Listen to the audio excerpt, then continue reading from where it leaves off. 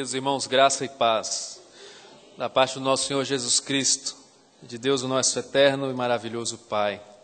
Estamos reunidos nessa noite para celebrar o nome do Senhor. E com muita alegria no coração, Deus nos dispôs em sua presença, para que com toda a liberdade, com toda sinceridade e espontaneidade, pudéssemos oferecer a Ele sacrifícios de louvor daqueles que cumprem os seus votos na congregação e na presença dEle. E que também, por meio da sua palavra, nos edifica. E a nossa oração é essa, que o seu coração seja edificado e engrandecido no conhecimento do Senhor, para honra e glória do seu nome e para que você continue cada vez mais crescendo na graça e no conhecimento deste Deus eterno e maravilhoso. Como eu falei pela manhã, nós teríamos neste domingo, talvez pela união de dois eventos muito significativos na vida da igreja, um domingo especial. Pela manhã tivemos a ministração da Santa Ceia e agora à noite teríamos a ministração do batismo infantil, mas até o momento parece que não vai ocorrer. Talvez seja o primeiro caso de uma criança a ser disciplinada por faltar ao próprio batismo. Obviamente que não.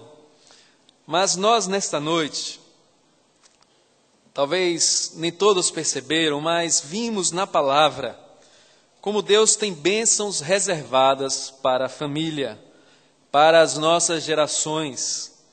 Quando lemos o Salmo de número 115, vimos que o texto diz que Ele abençoa os que temem o Senhor, tanto pequenos como grandes. E no versículo 14 diz: o Senhor vos aumente bênçãos mais e mais sobre vós e sobre vossos filhos. Vimos também, por outro lado, que isso não nos faz descansar naquela velha máxima de que filho de crente é crentinho, e não é. Nós não chegaremos no céu, não seremos salvos por nenhum tipo de grau de parentesco, ou porque é filho de presbítero, sobrinho de pastor, enfim. No texto de Ezequiel nós vimos que, apesar das bênçãos que Deus derrama sobre a família e sobre a geração dos pais, a responsabilidade é pessoal. Porque chega um momento na vida de todo ser humano que a sua mente e a sua razão têm condições de responder pelos seus atos. A criança até uma certa idade, muito inocente e ainda desconhecedora das coisas que o cercam, são conduzidas pelos seus pais. Mas chega um momento, e essa idade pode variar, em que eles têm consciência do que são e de por quem foram criados. Têm a consciência do pecado. Então a responsabilidade é pessoal. Isso nos traz um alerta para aqueles que muitas vezes descansam no fato de terem sido batizados na sua infância por pais crentes, numa igreja cristã, numa igreja evangélica, contudo não levam em consideração o significado daquele ato e vivem dissolutamente como que se o seu cartão ou o seu certificado de batismo fosse suficiente para apresentar a sua justificativa quando o Rei dos Reis voltar, o reto juiz. Mas vimos também no livro de Deuteronômio, capítulo 12, como Deus manifesta a sua graça e a sua bondade, e em um momento de comunhão e de glórias eternas, reúne as famílias e diz: vos alegrareis perante o Senhor, vosso Deus, vós, os vossos filhos, as vossas filhas, vossos servos e vossas servas, e o levita, que não tem herança em sua parte, mas que tem herança com o Senhor. Deus é este Deus gracioso que estende os seus braços e a sua bênção, os benefícios maravilhosos do seu pacto de graça, da sua aliança eterna sobre os pais e os filhos e as vindouras gerações. E nesta noite, então, eu queria convidá-los para que, por meio da palavra, tenham seus corações consolados, fortalecidos, quem sabe exortados pelas Escrituras, a fim de que Deus faça algo novo no meio da nossa família, na vida dos nossos filhos, na vida daqueles filhos que já têm filhos, mas que se esqueceram no tempo de onde foram criados. Que Deus assim nos ilumine. E eu quero convidá-los então a abrirem suas Bíblias no livro de Atos dos Apóstolos, capítulo de número 16. Atos dos Apóstolos, capítulo de número 16. E peço que vocês acompanhem a leitura a partir do verso de número 19. Você que nos acompanha pela internet, abra também a sua Bíblia, no livro de Atos dos Apóstolos, capítulo de número 16, a partir do verso de número 19.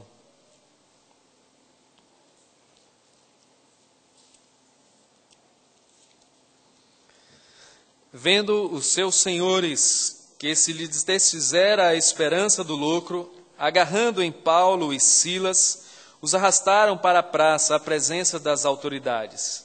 E levando-os aos pretores, disseram: estes homens, sendo judeus, perturbam a nossa cidade, propagando costumes que não podemos receber nem praticar, porque somos romanos.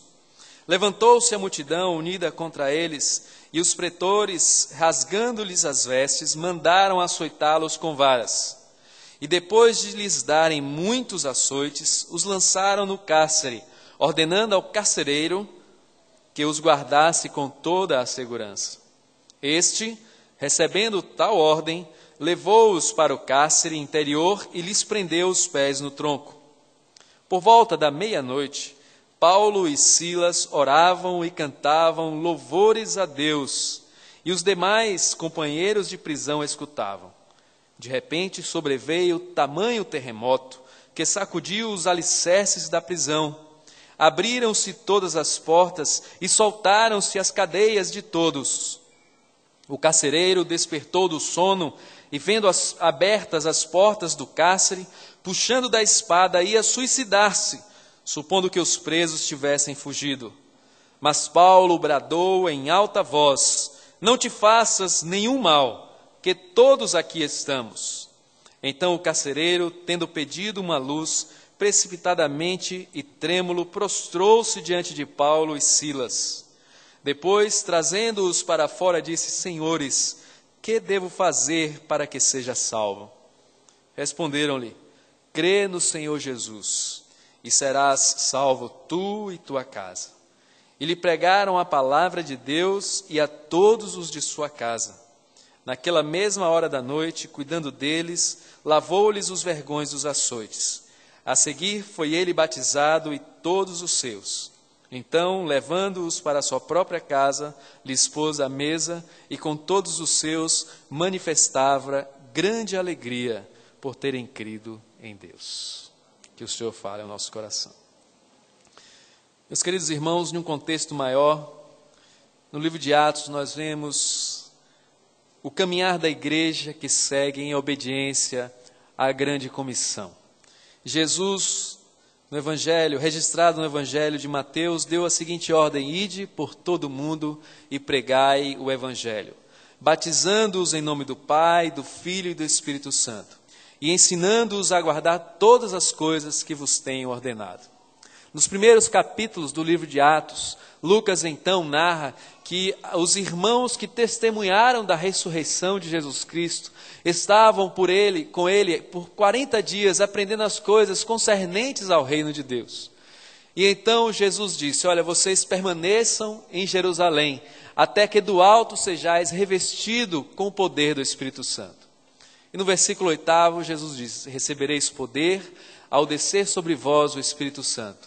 E ser-me-eis testemunhas tanto em Jerusalém, quanto na Judéia, Samaria e até os confins da terra. E então Lucas, através de uma narrativa muito bem elaborada, ele vai demonstrando passo a passo o avanço destes irmãos, ou mesmo da Igreja de Cristo, cheia do Espírito Santo de Deus, avançando as fronteiras, pregando o genuíno e verdadeiro Evangelho de Cristo. Não somente em Jerusalém, mas também na região da Judéia, Filipe em Samaria. Em um momento dessa narrativa, em um contexto mais próximo, Deus pede que Lucas faça a notificação a respeito de um homem que faria grande diferença na história da igreja cristã.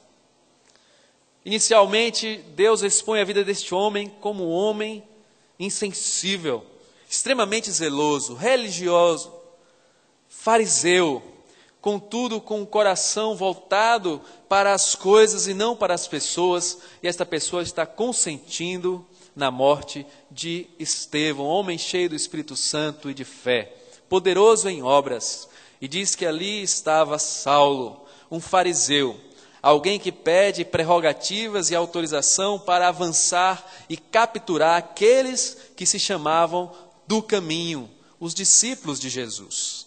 E com essas cartas de autorização, ele rompe pelas cidades a fim de perseguir, colocar no cárcere e até mesmo matar o que para ele eram as pessoas que intentavam contra a igreja de Deus.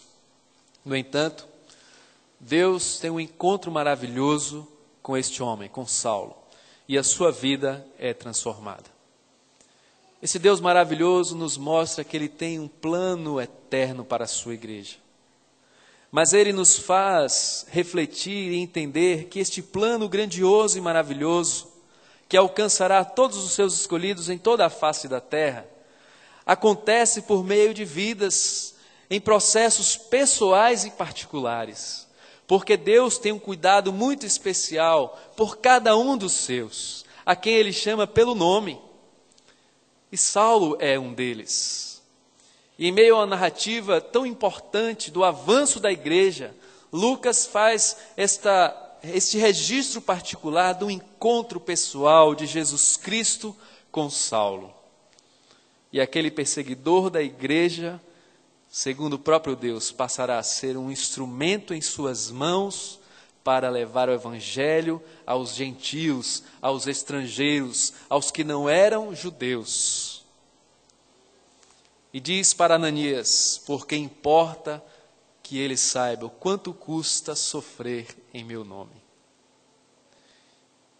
E então Saulo, agora convertido, é encaminhado à igreja, é reconhecido como um verdadeiro cristão pelos apóstolos, ele é acolhido por Barnabé, é conduzido à igreja de Antioquia e a partir dali Paulo sai em sua missão para pregar o evangelho, não somente a judeus, mas a todos os povos. Em determinado momento desta caminhada, nós vemos que Paulo era um homem conduzido pelo Espírito Santo. Porque Deus continua fazendo a sua obra por meio das pessoas, mas essas pessoas têm que ser usadas pelo Espírito Santo de Deus. Porque há caminhos que o homem parece ser bom, mas o final deles são caminhos de morte. É o Espírito do Senhor quem tem a resposta certa que vem dos lábios, diz o autor de Provérbios. E em determinado momento da sua caminhada, Paulo e o seu companheiro de viagem, Silas, eles querem ir para uma determinada região da Ásia. No entanto, que tentavam ir para Bitínia, mas o Espírito de Jesus não o permitiu. E à noite, neste mesmo dia, sobreveio a Paulo uma visão na qual um varão macedônio estava em pé e ele rogava, dizendo: passa a Macedônia e ajuda-nos. E agora, em um contexto muito mais próximo, Paulo tem os seus projetos redirecionados pelo Espírito Santo para que ele e Silas cheguem à Macedônia, uma região até então não alcançada pelo Evangelho de Cristo. E a primeira cidade que Paulo chega nesta nova direção é a cidade de Filipos. E ali Paulo tem uma experiência grandiosa. Ali ele vai experimentar o quanto importa sofrer no nome de Jesus, e nós vimos aqui no texto que lemos como eles foram açoitados na prisão. Mas chegando a Filipos, e aqui tem outro detalhe maravilhoso da forma como Deus age livremente, soberanamente no meio da sua igreja, demonstrando que Deus não faz acepção de pessoas e que Ele indistintamente alcança todas as pessoas, é que quando Paulo chega a Filipos, ele vai pregar primeiramente num lugar junto ao rio, onde parecia haver um lugar de oração, e diz aqui o texto que ele falava para as mulheres que ali se reuniam. Um pequeno parêntese: se você tem no coração qualquer tipo de mágoa e ressentimento com o apóstolo Paulo, achando que ele é machista, quebre isso em nome de Jesus, porque ele deu preferência, um cuidado, quebrando princípios da sua época, sociais, a fim de ministrar a palavra em primazia a um grupo de mulheres. Porque ele estava sendo conduzido pelo Espírito Santo de Deus. E Deus tinha um plano na vida daquelas mulheres. E ali naquele evento, diz que certa mulher chamada Lídia, da cidade de Tiatira, vendedora de púrpura, temente a Deus, os escutava. E o Senhor lhe abriu o coração para entender e atender às coisas que Paulo dizia. E aqui então diz que depois de ser batizada, ela e toda a sua casa, ela então insistiu para que eles fossem hospedados ali. E a igreja de Filipos nasce naquela unidade. E meus queridos irmãos, quando nós vamos ver Paulo escrevendo a sua carta aos Filipenses, fala que nenhuma outra igreja se associou com ele em seu ministério como aquela igreja. Como ele tinha um financiamento, um apoio financeiro para o seu ministério. E a igreja de Filipos, que nasce entre um grupo de mulheres, se desenvolve com este caráter missionário, esse caráter hospitaleiro de acolher os servos do Senhor no seu coração e cuidar deles. Logo em seguida, nos aproximando um pouco mais para o contexto do que nós efetivamente falaremos, acontece que uma jovem possessa de espírito, começa a importunar a Paulo. É interessante nós tomarmos cuidado com o que nós ouvimos por aí, porque aqui diz que esta mulher dizia: estes homens são servos do Deus Altíssimo e vos anunciam o caminho da salvação. Mas quem estava falando isso eram demônios. Os demônios falam muitas coisas, enganar até mesmo, se possível fosse, os eleitos de Deus. Cuidado com as vozes que clamam, muitas vezes falando certas verdades ou distorcendo-as, para que você não se deixe enganar. Mas o fato é que Paulo, já indignado, disse ao Espírito: em nome de Jesus Cristo eu te mando, retira-te dela. E ele, na mesma hora, saiu. Aqueles homens que tinham aquela mulher como adivinhadora e lucravam com isso, vendo o que aconteceram, que se esgotou a esperança do lucro, eles pegam Paulo e Silas e levam para a prisão. E então nós vamos ver o texto que nós lemos. Ali na prisão eles levaram muitos açoites, foram duramente castigados, humilhados e colocados em cadeias, no cárcere interior, no lugar mais reservado e destinado aos piores malfeitores. Mas aqui maravilhosamente diz que Paulo e Silas oravam e cantavam louvores a Deus, e os demais companheiros da prisão escutavam. E então este Deus que conduz a história com mão poderosa, que age e ninguém pode impedir. Este Deus que acalma a fúria dos mares. Quando Jesus atravessa um lago para se encontrar com um homem endemoniado de Gadara, deixando a multidão de um lado, mas encaminhando-se para encontrar uma única pessoa e transformar-lhe a vida e fazer dele um missionário em sua própria casa. Assim é este Deus que conduz a sua história soberanamente. Os caminhos de Deus são inescrutáveis, os seus juízos impenetráveis. Quem conheceu a mente do nosso Senhor? Quem pode trabalhar na lógica de Deus? Deus trabalha paradoxalmente, invertendo os valores humanos. O maior é o menor, o último é o primeiro, e o maior de todos não é o que é servido, não é o que é honrado, mas o que serve. E aqui Deus move circunstâncias para cumprir os seus propósitos.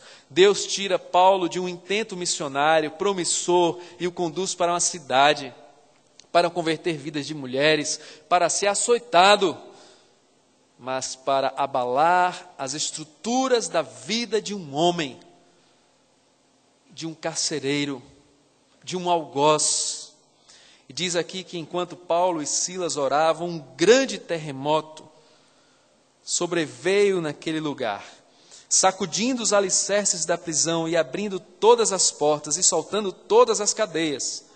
Aquele terremoto despertou o carcereiro, que viu as portas dos cárceres abertas e puxando da espada ia suicidar-se, porque lhe fora encomendado que guardasse com toda a segurança aqueles homens. Ele sabia quem eram aqueles homens, ele pôde saber o que aqueles homens tinham feito, e fora recomendado para que não permitisse que nada acontecesse com eles, que eles não fugissem. Guarde-os com toda a segurança, e agora as portas estão abertas. estou condenado à morte, não tenho outra coisa a não ser cometer o suicídio. Mas Paulo bradou em alta voz: não te faças nenhum mal, que todos aqui estamos. Então o carcereiro, tendo pedido uma luz, aqui não é eufemismo, o lugar estava escuro, ele então tira Paulo e Silas do cárcere e, precipitando-se, trêmulo, prostrou-se diante de Paulo e Silas, dizendo: Senhores, que devo fazer para que seja salvo? Aquele homem era alvo do amor de Deus. Muitas coisas poderiam ter acontecido, mas Deus fez com que todas as coisas acontecessem para direcionar-lhe a palavra por meio do apóstolo. Que devo fazer para ser salvo? Obviamente, ele não estava perguntando o que ele deveria fazer para ser salvo da fúria dos pretores. Não, os presos estavam ali, era só recolocá-los nas cadeias e tudo estaria bem. Não, ele sabia que aqueles homens falavam de algo diferente e especial, de algo poderoso, maravilhoso, vindo da parte do próprio Deus. E então cai em si a necessidade de salvação. Quem pergunta o que fazer para ser salvo é porque encontra-se perdido, porque tem consciência, cai em si mesmo da gravidade dos seus pecados e da necessidade de um Salvador. O que devo fazer? E a resposta foi muito simples, muito direta e muito contundente. Crê no Senhor Jesus e será salvo, tu e a tua casa. E lhe pregaram a palavra de Deus e a todos os de sua casa. E houve salvação naquela vida, houve salvação naquele lar. E naquela mesma noite, cuidando deles, lavou-lhes os vergões das açoites. A seguir foi ele batizado, e todos os seus. E diz aqui que na comunhão da mesa, reunido toda a família, com todos os seus, manifestava grande alegria por terem crido em Deus. Terem, não somente ele, mas os da sua casa, os seus filhos, os seus servos, porque Deus tem bênçãos para o seu lar. E quando nós trazemos esse entendimento que a salvação vem pela pregação da palavra, porque a fé vem pelo ouvir, e ouvir pela palavra de Deus, nós entendemos que o ato do batismo, ele não é mágico em si mesmo. Como falamos nesta manhã, o símbolo não é maior do que a coisa significada. O batismo é um sinal visível, é um sinal externo de uma graça interna. Traz a significação do lavar regenerador do Espírito Santo sobre a vida de todo aquele que recebe a Jesus Cristo como seu Senhor e Salvador. É um novo nascimento, uma nova vida, uma nova criatura que se refaz pela glória salvadora de Cristo. E este sinal é evidenciado pela efetiva confissão do que crê e a quem serve. Crê no Senhor Jesus e será salvo, tu e a tua casa. O batismo é um sinal do pacto da aliança de Deus com seus filhos. Aqueles que foram escolhidos na eternidade.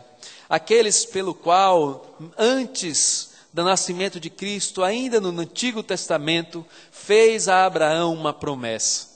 No capítulo 17 do livro de Gênesis, Deus chama Abraão dizendo que dele faria uma grande nação, uma numerosa descendência, que seriam seus, pertencentes a ele, seriam filhos da aliança, de uma aliança eterna.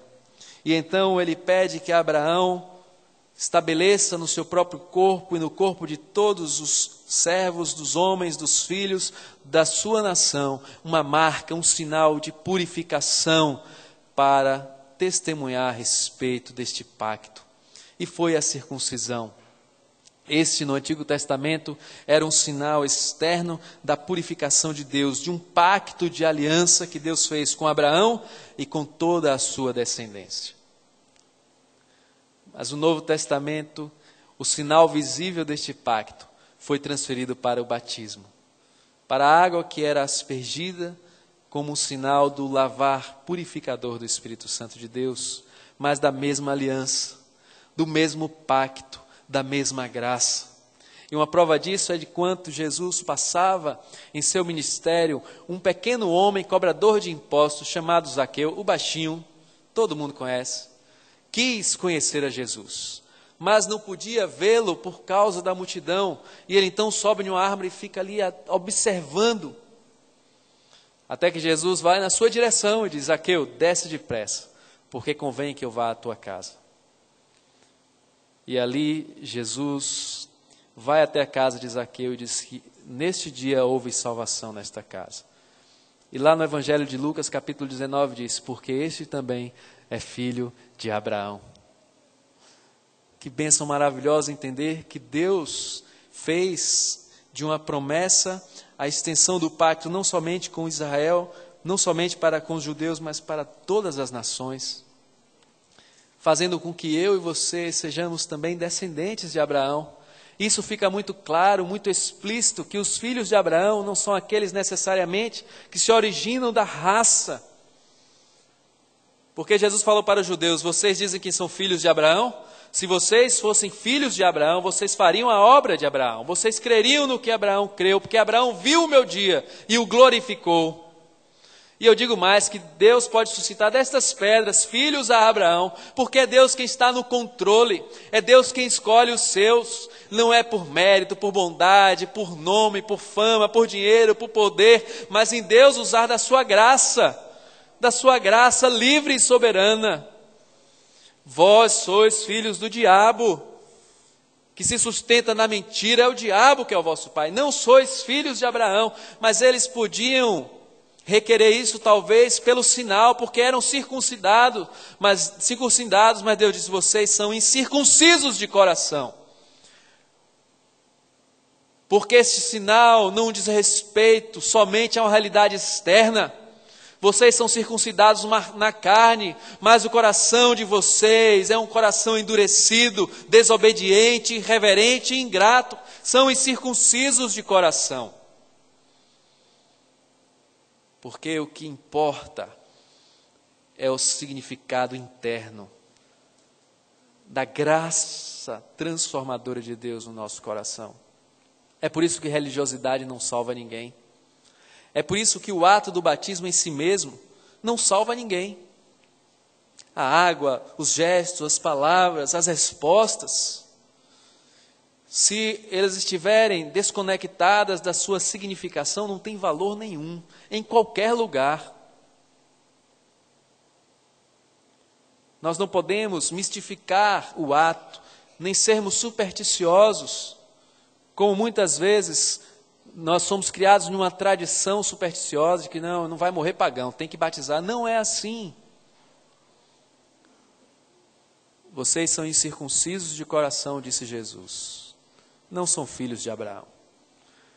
Mas Deus encontra os filhos de Abraão, a numerosa descendência deste pacto da aliança, em todas as nações, povos, línguas, onde a sua graça perpassar, encontrará os seus escolhidos. E este é o exemplo de que Deus estende a sua bênção sobre a vida daquele homem, sobre a vida do carcereiro. E da mesma forma com que ordenou que Abraão marcasse os seus filhos também, e os seus servos, com o sinal visível da graça, os filhos daquele homem também foram marcados pelo símbolo do batismo, um sinal externo da igreja visível. E aqui diz que esta aliança eterna de Deus com Abraão e sua descendência, ela é estendida para todas as famílias que se encontram com o Evangelho de Cristo. É por isso que nós batizamos os nossos filhos, porque a fé que temos no Deus que nós cremos, diz que nós temos para a nossa geração as bênçãos decorrentes deste pacto da aliança, os benefícios e os cuidados especiais de Deus para com o seu povo, para um povo que ele chama de seu, povo que ele diz é propriedade exclusiva minha. E essas bênçãos são estendidas às gerações, aos filhos dos filhos. É interessante como no Antigo Testamento, muitas vezes nós vemos Deus falando com muita determinação a respeito dos frutos da desobediência e da maldição que pesa sobre aqueles que voluntariamente rejeitam a sua palavra e a sua vontade. E diz aqui que eles serão amaldiçoados até a 3ª e 4ª gerações. Mas é maravilhoso encontrar este mesmo Deus de justiça, de ira, um Deus imparcial, dizendo que a sua misericórdia é eterna e alcançará até 1000 gerações. Obviamente não vai se contar 999.000 acabou, obviamente que não. Mas o 1000 para o judeu era um sinal, um número de completitude. Esta aliança é eterna e alcançará todos aqueles que estão sob os cuidados deste Deus zeloso. Por isso nós fazemos isso por meio da fé, batizando os nossos filhos para que eles recebam, enquanto infantes, os benefícios, as bênçãos decorrentes deste pacto. E firmamos com Deus um compromisso de que vamos educá-los na admoestação e na disciplina do Senhor. Vamos dar o exemplo, vamos fazer o que Deus determinou no livro de Deuteronômio, que nós devemos ensinar que eles devem amar a Deus acima de todas as coisas e ao próximo como a si mesmo. E essas coisas nós devemos inculcar na sua cabeça e falar enquanto estivermos na lavoura, enquanto estivermos em nossa casa, ao levantar e ao nos deitar, e colocar isso como frontal em nossas cabeças, para que eles saibam que há um Deus santo que chamou um povo para pertencer a Ele. Então, quando nós batizamos os nossos filhos, nós cremos neste Deus da aliança, neste Deus que estende as suas bênçãos sobre o seu povo. No livro de Atos mesmo, no discurso de Pedro, ele fala a respeito do Evangelho de Cristo. Arrependei-vos e crede no Evangelho. E essas promessas são para vós e vossos filhos. As promessas do Antigo Testamento são ratificadas no Novo Testamento. As bênçãos de Deus estendidas sobre as gerações do povo de Israel são também manifestadas sobre todo o povo que ele chama de meu Israel. Não necessariamente pertencentes a uma nação, a uma etnia, mas a todos aqueles que pela fé no nome de Jesus Cristo são feitos filhos de Abraão. E essas bênçãos repousam sobre vocês e sobre os seus filhos. É uma palavra bíblica, um ensinamento de que nós devemos batizar os nossos filhos. Obviamente haverá um tempo em que nós teremos que acompanhá-los, ensiná-los a respeito de quem Deus é, do que Ele faz, quem é Jesus Cristo, quem é o Espírito Santo, o que significa a sua palavra. E não somente ensinar, mas dar o exemplo, educando-os na igreja, nos caminhos do Senhor. E desde cedo eles aprenderão a amar o Senhor. Eles entenderão que estão cobertos e protegidos por um Deus fiel às suas promessas. Um Deus imutável, grandioso, santo. E eles então crescerão tendo as suas mentes sedimentadas por essas verdades inabaláveis e irrefutáveis. E se assim o for, chegará o momento em que eles reconhecerão a glória bendita do seu Pai e poderão com seus próprios lábios confessarem a Jesus como Senhor e Salvador, dando o testemunho da fidelidade de Deus. E que dia glorioso, que presente maravilhoso para um pai e para uma mãe ver a independência dos seus filhos em um caminhar consciente das questões espirituais que nos cercam. Há muitos pais nessa noite aqui. Pais que desde muito cedo projetam sonhos para os seus filhos. Procuram uma boa maternidade. Procuram um bom pediatra. As marcas das fraldas, eu estou bem por dentro desse assunto, tem que ser as melhores. Todo um cuidado, toda uma atenção devotada, toda uma proteção pelos pequeninos tão frágeis. E rapidamente nós vemos a necessidade de agregar valores e plataformas para que esses pequeninos, que crescem tão rápido, tenham onde firmar os seus passos. Escolhemos uma boa creche, selecionamos a dedo as pessoas que ficarão com ele. Escolhemos as melhores escolas, ensinamos-lhes as melhores profissões, e assim nós vamos lançando sementes para que os nossos filhos sejam bem-sucedidos nesta sociedade. Não há nenhum erro nisto. Contudo, é um erro quando essas coisas se tornam um fim em si mesmas. E nos esquecemos que desde a tenridade, o valor mais precioso que nós precisamos cuidar, a plataforma mais firme e segura que nós precisamos sustentar os nossos filhos, é o ensino da palavra de Deus. Não se preocupe, seu filho vai manejar um mouse e um computador com muita maestria. E com certeza ele com seus 7, 8, 9 anos já está ensinando a você como é que usa o computador e a internet. Não se preocupe com isso. Não se preocupe se seu filho vai falar 1, 2, 3 ou 4 idiomas. Ele vai falar. E se ele não falar, tem um tradutor online lá na internet também, que traduz muita coisa e ajuda em muitas coisas. Não se preocupe, seu filho vai fazer um bom currículo. Isso tudo será resultado de valores e princípios muito mais importantes, em que nenhum outro lugar tem como você ensinar aos seus filhos, senão na palavra de Deus. Porque todas essas coisas passarão, mas aqueles que permanecem na palavra de Deus, com Ele permanecerão.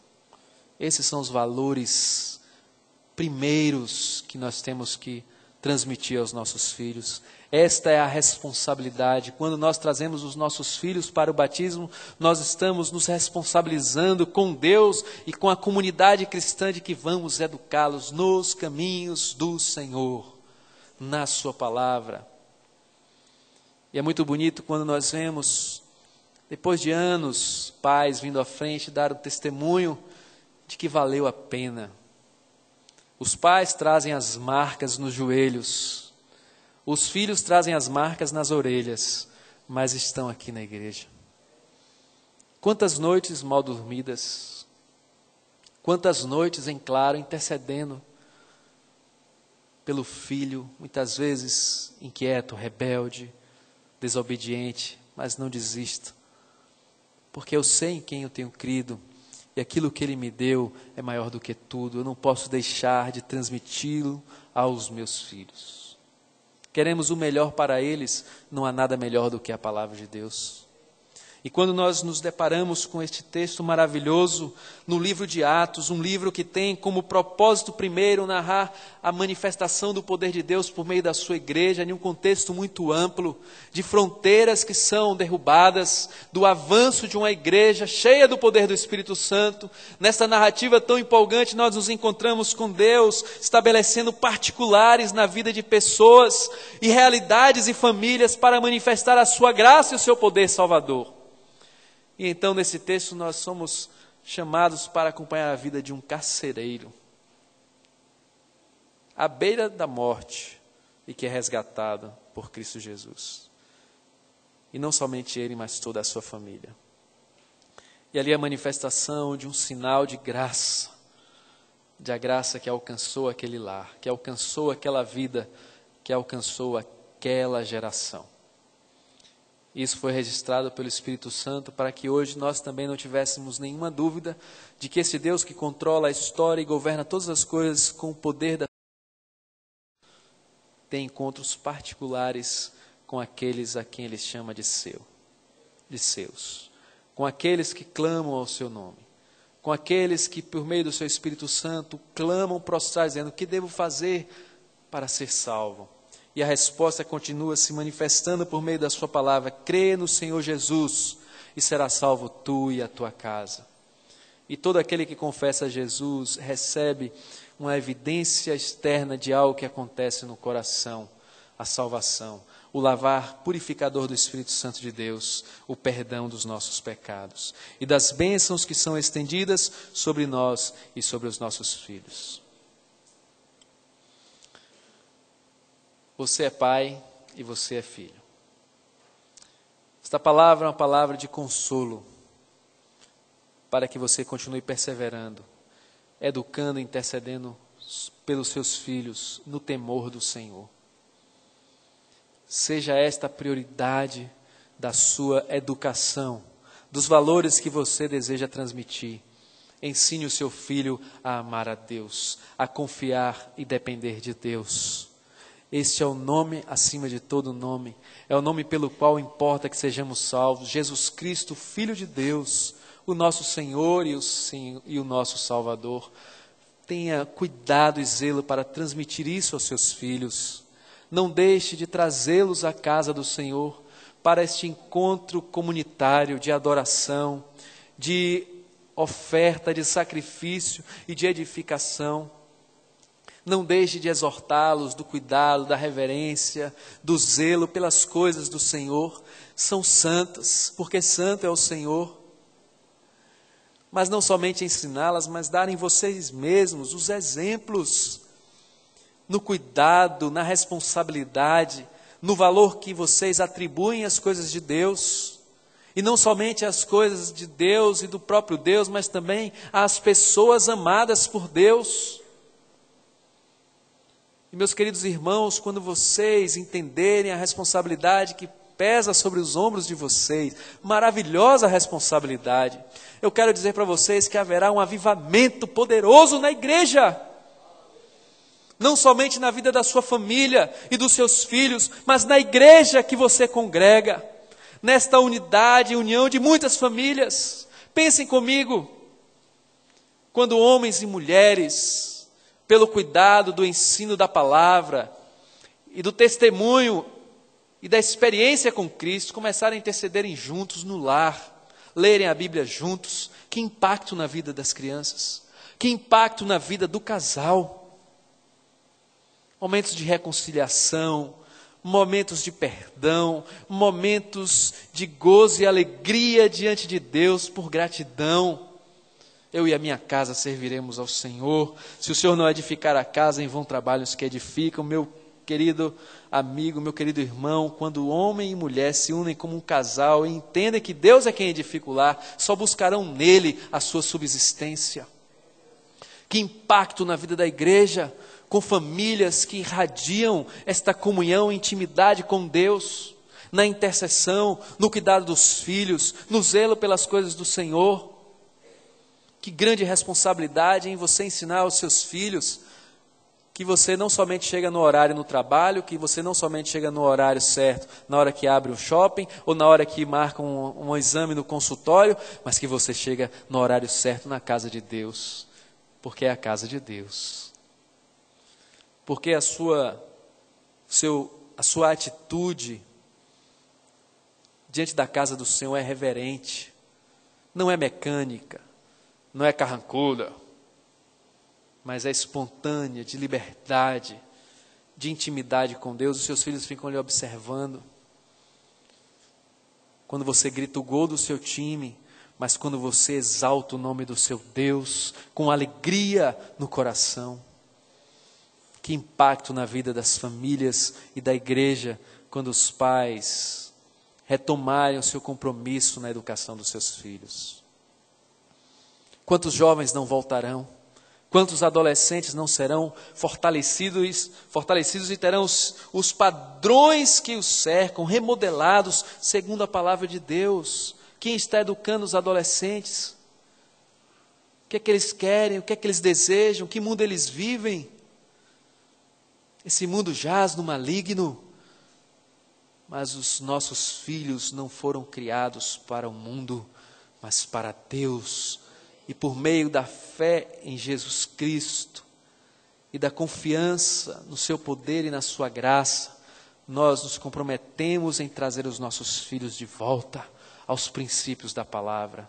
Que impacto grandioso na vida das famílias e da igreja, quando nós reafirmarmos os nossos votos e compromissos com os nossos filhos. Eu lembro uma vez, quando eu estava me despedindo para ir ao seminário, morar em São Paulo. No último domingo aqui na igreja, estava ali na porta, deste lado direito, e uma criança veio correndo para falar comigo. Me deu de presente 2 toalhinhas de rosto com meu nome bordado. Usei até desfiar toda lá em São Paulo. Às vezes enxugava as lágrimas de saudade. Aí recebi aquele presente. Essa criança tinha aproximadamente 7 ou 8 anos de idade. E com toda aquela espontaneidade infantil, ela disse: pastor, eu vou orar para o seu avião não cair. Eu disse amém. Eu nem estava pensando nisso, mas agora estou começando a ficar preocupado. Mas não vai cair não se você orar. O que leva uma criança a ter essa preocupação por alguém a quem ela respeitava como tio e como um pastor? Porque essa criança foi trazida desde a sua tenra infância no departamento infantil, e ali ela foi educada no temor do Senhor. E eu sei que a mãe fez isso com zelo, porque fez isso com os outros filhos também.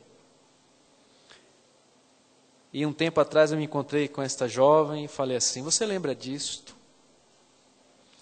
Ela não lembrava, eu disse, mas eu nunca vou esquecer desse momento. Eu não quero esquecer porque eu não quero jamais perder a oportunidade de ver que esta semente que foi lançada num coração tão pequenino cresceu com esse coração e vai germinar para a glória de Deus. Eu espero que essa jovem esteja me ouvindo e relembre deste momento, não da toalhinha nem de mim propriamente, mas de que ela foi educada nos caminhos do Senhor e que hoje ela já não mais poderá ser trazida pelos pais, porque já responde por si mesma. Este é o tempo em que ela terá que dar a sua resposta aos apelos da palavra de Deus. Agora chegou o tempo em que ela responderá por si mesma. E a nossa alegria e esperança é que ela relembre das promessas de Deus aos seus pais, das bênçãos que foram derramadas especialmente sobre a sua vida e sobre a educação do seu coração, para que os seus olhos sejam abertos de que não há nada melhor do que aquilo que Deus tem a nos oferecer. E da mesma forma, você que é filho, que foi educado nos pés do Senhor, ou mesmo que não teve a oportunidade, porque aquele carcereiro não foi batizado na sua infância. Deus é Deus de graça, Deus que alcança os seus escolhidos. Houve salvação na casa daquele homem, e essa salvação foi estendida a todos que ouviram a pregação da palavra, e toda a sua casa foi batizada. Você que está afastado, volte para a casa de Deus. Reate os seus laços com o Senhor. Não somente alegrará o coração dos seus pais, mas a Bíblia fala que é a grande alegria diante dos anjos no céu quando um pecador se arrepende. E se você nunca teve a oportunidade de nascer e crescer em um lar evangélico, a Bíblia fala que Deus não leva em consideração os tempos da ignorância. Hoje é um novo dia. Hoje é um novo nascimento. O Senhor faz nova todas as coisas. E o Senhor quer e pode transformar o seu viver. E você também será batizado em nome de Jesus. E toda a sua casa para um novo viver. Para viver segundo as promessas de um Deus eterno, fiel e imutável, que nos deu a sua palavra. Que Ele assim nos console. Amém. Quero convidá-los a se colocarem de pé. Nós vamos fazer uma pequena alteração no hino registrado.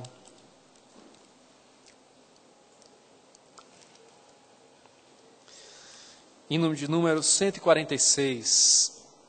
Quão preciosa e rica promessa de Jesus Cristo, celeste Rei. Ao que confia na sua graça, diz Ele, nunca te deixarei. Amém.